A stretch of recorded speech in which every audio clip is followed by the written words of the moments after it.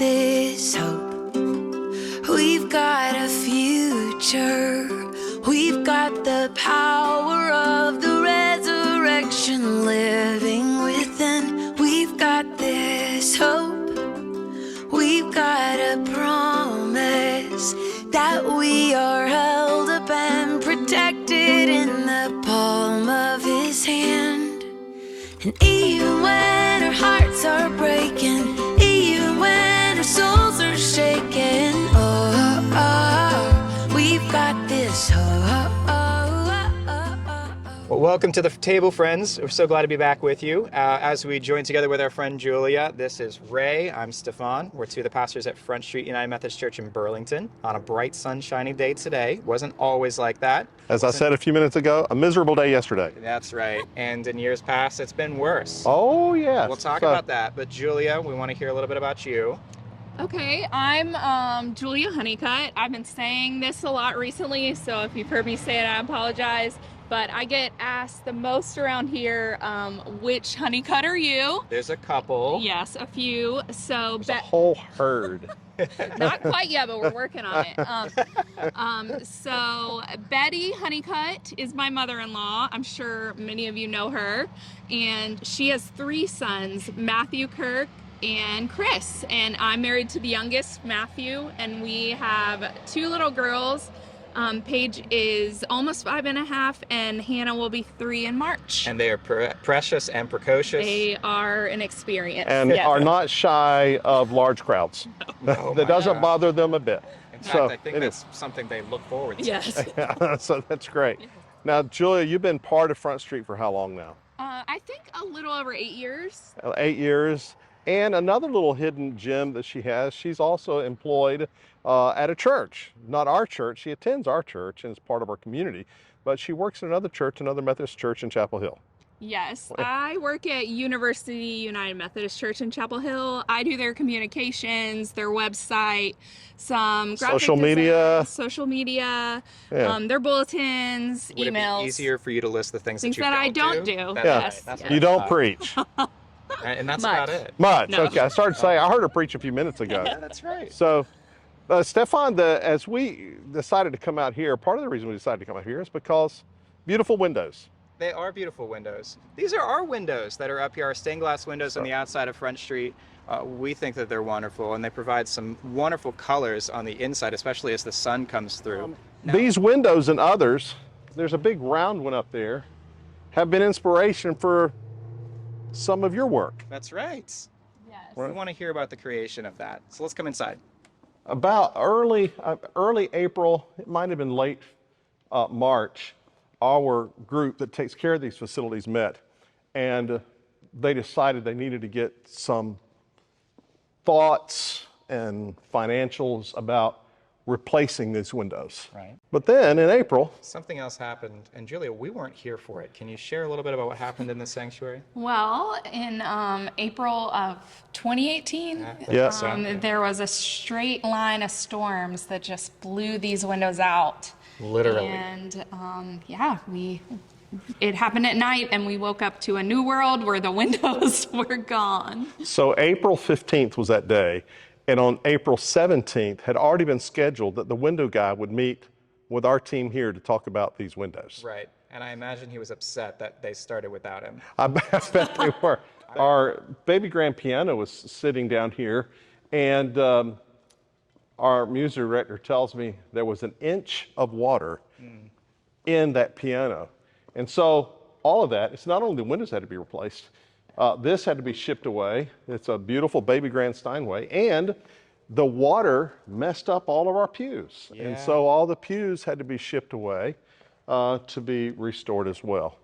Well, this brings us to a great part of our conversation. We've been talking about hope for a little while, Julia, in our At the Table series currently, and you've brought to us a lot of hope in some ways, but there was a quote, and I think you actually quoted my wife on this, from a Chinese proverb, maybe? A Japanese proverb that's been in my Bible study that we've been talking about, and this proverb's been really rattling around in my brain because it says, change or be dragged.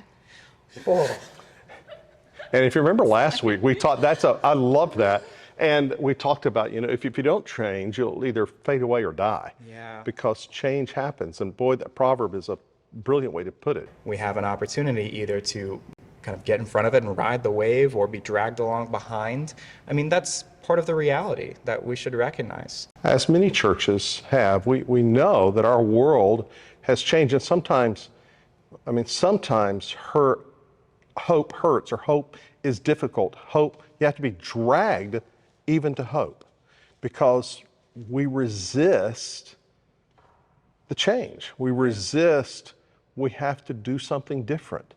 But the truth is, if you remain the same as you are today for the next 10 years, particularly organizationally, you're usually irrelevant. Yeah. The Christ is never irrelevant. But I think that's one reason Christ gave us the parables. I mean, there's been no greater storyteller. I mean, what stories the last 2,000 years? And we're still discovering, still deciphering. Mm-hmm. But they cause us to constantly realign who we are, what we're called to do and to be. I'll tell you, one of which we'll talk about on Sunday, so make sure you come on Sunday either to Aldersgate or to 11 o'clock to listen to this story, but it's from Genesis, I believe chapter 32, where there's a man named Jacob who is walking along. He's journeying through his life as best he can, and he comes to a crossroads, and in the middle of the night, it seems he's woken up, and he is challenged by this figure to wrestle, and after a while, they wrestle, and he submits. He says, I can't beat you, I can't do it. And this figure comes out to be God. He had wrestled with God throughout the night, and for the rest of the time that we see him walk through, he's walking with a limp. Yeah, well, he's pretty fortunate. It's just a limp. That's right. But better him than me. So to say, change has absolutely the opportunity to leave us walking with a limp. It's something that hurts. It leaves us with some scars. Certainly, that's part of it. I've often said, and I'm sure people have heard this said, it's a generic thing, but surgery is not fun. However, Know anything about that? you know something about that? Yeah. However, sometimes not having can end your life. Yeah. I've had 3 back surgeries, and my first one, they said, you can do 2 things. You can have back surgery or be paralyzed. Take your choice. And so 2 neurosurgeons said that. So I didn't want to have surgery. Japanese proverbs? They must have been reading Japanese proverbs. Yeah. But who wants to do that? Not me. Not me. But thank God I did, because I'm still walking. So on April 15th of that year, when the windows blew in, as I was saying, the church had already began to prepare. They knew these windows had to be replaced. Thank goodness. They had something in the process working. And I guess, because no matter what, I think about your mother-in-law's husband, who you didn't know that well, but he's here, and then he's gone.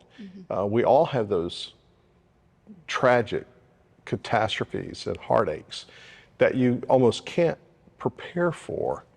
However, as disciples, we can do some preparation. Like they were preparing for that. So, but when they blew in, the guy was here 2 days later, because they're already getting ready. These had to be sometimes to be done. Yeah.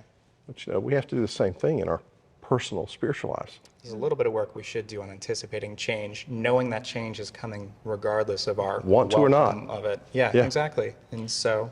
Yeah, I think for just to illustrate how hard change can be, no one really understands how hard change is more than a parent who is tired of reading Goodnight Gorilla and is attempting to get their child to read another book. Yeah.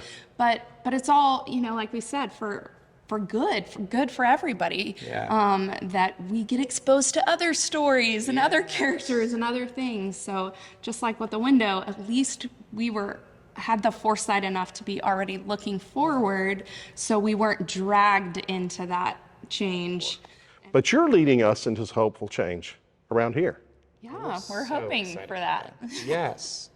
It's already inspired many, but first, Julia, tell us the project that we've been on for the last couple of months. Yes, so Stefan approached me back in the fall about designing a new logo for Front Street, and it's been an exciting project to be a part of. There's been a committee, there's been surveys, but the most important thing that it allowed me to do was really see this church with new eyes. So walk around, see what really stood out, what stood out when you drove down the street, because we are a presence on this corner, and we're a presence in downtown, and all of our materials, everything we're putting out there needs to reflect that. And so that's what we were hoping to do. So I started with a very, very complicated graphic design term called tracing, and I took pictures of these windows and I just traced them, and I matched the colors, and you'll see some of those colors in the logo are varying shades of what's actually there, and there's other reasons for the colors which you'll hear me talk about. But so the thing that stuck out to me about these windows, and as we've learned even more about them blowing out and what happened, and that these are our new ones, is that this is part of Front Street's, and there's more history to it, but it's part of Front Street's Beauty from Ashes story. It brings to mind a verse that's always meant a lot to me, but from, let me turn my book right side up, Psalm 51:12, restore to me the joy of your salvation. So this is a physical restoration that we've been able to see. And also, if anybody's been alive the last 2-3 years, we've been in a period of ashes. It's been a tough road that we've walked together. So it's important for us as Christians at Front Street, as Christians in the world, to get excited again about being a Christian and about following Jesus and about the good news. And so in a small way or in a big way, that's what I want the logo to portray, is that we're here and we're excited and we're new, and we're bringing the old along with us, but we're here, and we hope you'll see us. That is full of hope. I mean, that is hope. Yes. It's so wonderful as these windows allow people to see into the church and for the church to see out. We are that same thing. And so this logo is not, excuse me, not meant to be plastered somewhere on the building for you to see it tied with just this building. It's meant to be on the hearts and on the shirts and on the mugs and anything from the people, so that as you carry this logo around, you are reminded, everyone connected with us is reminded that you are part of that window where others might see in to see Christ, and that you also can see out and see the world. It's a beautiful thing. And the ordinariness of this, well, gosh, that just fits so well with us here at the table. As we have gathered around spaces, normally we gather around an actual table, but today we're gathered around what you might see as an altar, and certainly it is, and what we've gathered around to serve communion as an altar space, but we just feel deeply within our hearts and with the lives that we've lived so far, to make sure that people understand that this is much less an altar and much more a table. Jesus' table, where there is food that has been prepared to nourish us from the inside out, where we are invited to come and sit and rest, where we are asked to come and tell our story and to share it with others. And to remind ourselves that every table we gather around That's right. is holy and divine, if that's the way we approach it. Absolutely. Your dinner table, your breakfast table, your kitchen table. And you know, to me, it doesn't get more hopeful than the Christ being with us at table. As I was looking up at these windows, and then in our Heritage Center, the top of those windows is replicated. And then we have big round windows in the back. Mm-hmm. Those windows, Julia and Stefan, at the very top, to me, are almost like the sun is rising, hope is rising. Yeah. And hope is a certainty that is to come for all of us. We're not going to be in isolation and destitution or destruction, because God has promised us a hopeful future. That's right. And Julia nailed it. Absolutely. I mean, with the Christ and remembering who we are, Oh my God. we are still here and we are still going to be the people of God. So fun thing for all of you to be a part of, as Julia shared this logo with us. Part of her inspiration for this has actually been retrospective, meaning she saw these pieces and thought, those are wonderful. They mean something, and you've watched them kind of create themselves into a beautiful thing that brought you to Scripture and to other places, and so it will continue to unfold. We ask you to be a part of that continued unfolding as you like and share these videos, as you participate in life with us here at Front Street on Sunday mornings, as you take this logo and share it as something you're excited about for who knows what type of hope-filled in the future. So we invite you to that. Julia, thank you so much for all of your work. Thank you. It's been fun. Good. Well, that's good. We hope it's been fun. By the way, it's been fun. Well, and whether you're part of Front Street or not, we hope that you have windows of hope, because you do, as you look to the Christ, for he always offers hope, particularly at the table. Thanks for joining us. We'll see you next week. And even when our hearts are breaking,